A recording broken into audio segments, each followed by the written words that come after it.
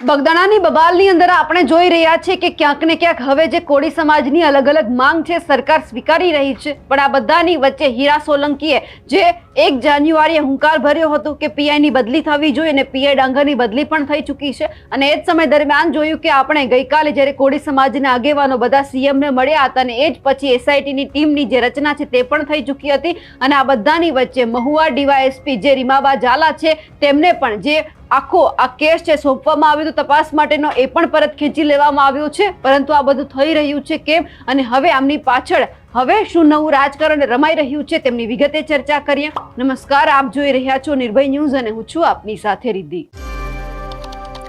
ગાંધીનગરની અંદર કોળી સમાજની સૌથી પહેલા પરસોત્તમભાઈ સોલંકીના ઘરે બેઠક મળી અને તમામ જેટલા પણ કોળી સમાજના આગેવાનો એટલે કે 3 સાંસદ 15 ધારાસભ્ય આ બધા જ લોકો સીએમ ભૂપેન્દ્ર પટેલને એમના નિવાસસ્થાને મળવા માટે ગયા હતા. બેઠક પૂરી થઈ અને પછી થોડી જ વારની અંદર સામે આવ્યું કે એસઆઈટીની જે જાહેરાત છે તે થઈ ચૂકી છે. 5 જેટલા અધિકારીઓ છે આખી ઘટનાની જે તપાસ છે તે કરવાના છે. પણ આ બધાની વચ્ચે આપણે એ પણ જોયું કે જે બગદાણાના કોળી સમાજના યુવાન છે નવનીત બાલદિયા, એમના ઉપર હુમલો થયો અને એમના જ પગલે આઈજી ગૌતમ પરમાર દ્વારા સીટની રચના કરી અને એ બાદ ત્વરિત નિર્ણય પણ લેવામાં આવ્યો, જેમાં મહુવાના ઇન્ચાર્જ ડીવાયએસપી રીમાબા ઝાલા પાસેથી ચાર્જ પરત લઈ લેવામાં આવ્યો, જ્યારે તેના સ્થાને તળાજાના ડીવાયએસપી એમબી નકુમને મહુવા ડીવાયએસપી તરીકે ચાર્જ પણ સોંપવામાં આવ્યો છે. ડીવાયએસપીનો ચાર્જ રીમાબા ઝાલા પાસેથી પરત લઈ લેવામાં આવતા જ સીધો જ ખળભળાટ મચી ગયો, કારણ કે 1 જાન્યુઆરીએ ભાવનગર જિલ્લા પોલીસ વડા દ્વારા બગદાણાના પીઆઈ ડાંગરની બદલી કરવામાં આવી. લીવ રિઝર્વમાં તેમની બદલી કરવામાં આવી હતી, જ્યારે ભાવનગર રેન્જ આઈજી ગૌતમ પરમારે સમગ્ર મામલે સીટની રચના કરી દીધી છે. ત્યારે ધારી ડિવિઝનના એએસપી જયવીર ગઢવીની અધ્યક્ષતામાં આ આખી જે ઘટના સામે આવી છે તેમની તપાસ છે તે થવાની છે. એટલે કે જયવીર ગઢવી અને એમની સાથે બીજા હજુ પણ 4 અધિકારીઓ છે. આ 5 અધિકારીઓ ભેગા મળી અને આખી ઘટનાની તપાસ પણ કરવાના છે. તળાજાના નવનિયુક્ત ડીવાયએસપી એમબી નકુમને મહુવાનો ચાર્જ સોંપી દેવામાં આવ્યો છે.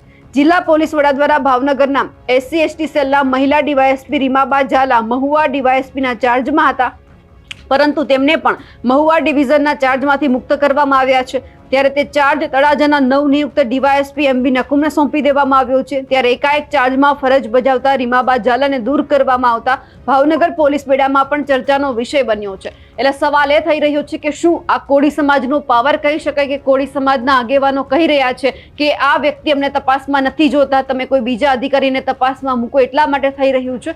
કારણ કે ઘણી ઓછી વખત આપણે એવું જોયું છે કે કોઈ પણ ઘટનાની તપાસ થતી હોય ત્યારે સમાજ કહેતો હોય છે તેવું સરકાર નથી પણ કરતી, પરંતુ આ વખતે કોળી સમાજની જે આ બબાલ સામે આવી બગદાણાની, એમાં આપણે જોયું કે જ્યારે જે વાત સરકારની સામે મૂકવામાં આવી, તંત્રને ક્યાંક ખુલ્લી ટકોર કરવામાં આવી અને એ જ બાબતે બધી જ જે વાત છે એ સર્વસંમતિથી સ્વીકારવામાં પણ આવી. કારણ કે સૌથી પહેલા જો જાહેર મંચ ઉપરથી હુંકાર કરવામાં આવે કે પીઆઈની બદલી કરાવી દઈશું તો પછી 1 કલાકમાં પીઆઈની પણ બદલી થઈ જાય છે.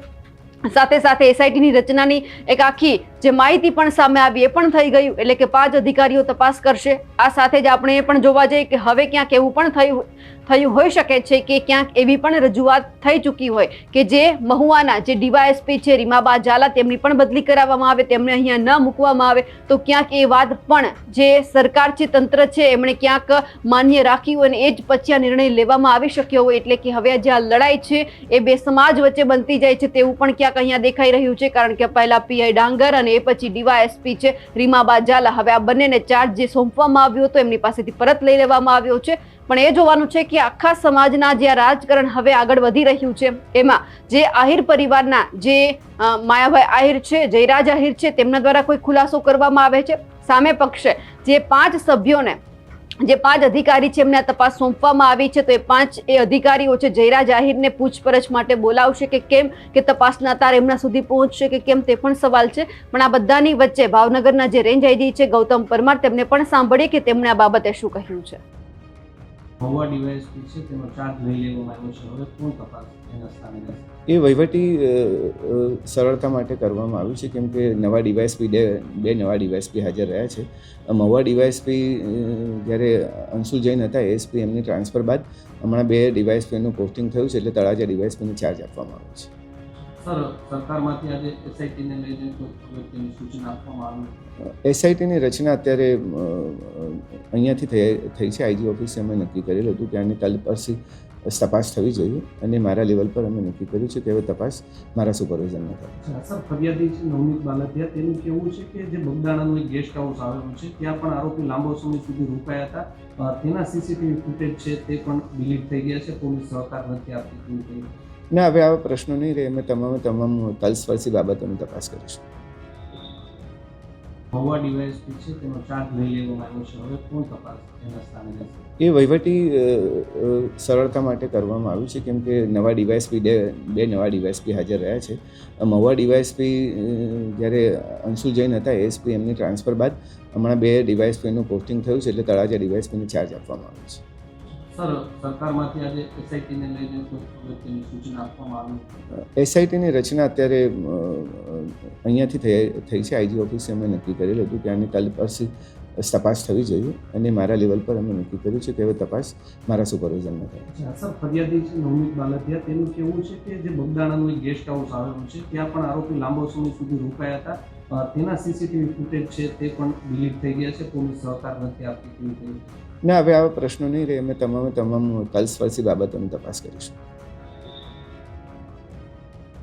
હવે જ્યારે આ સમાજકારણ થઈ રહ્યું છે ત્યારે એ પણ જોવાનું છે કે હવે આમાં કંઈ સમાધાન થાય છે કે કેમ. કારણ કે હવે પરસોત્તમભાઈ સોલંકીએ તો કહી દીધું હતું કે સમાધાન આજે નહીં અને કાલે નહીં. જ્યારે કોળી સમાજના કોઈ પણ યુવક ઉપર હુમલો થશે, આગેવાન ઉપર હુમલો થશે તો ક્યારે સાંખી પણ નહીં લેવાય. એ જોવાનું છે કે આવનાર સમયની અંદર ભાજપ છે આ બધા જ લોકોને કઈ રીતે સાચવે છે.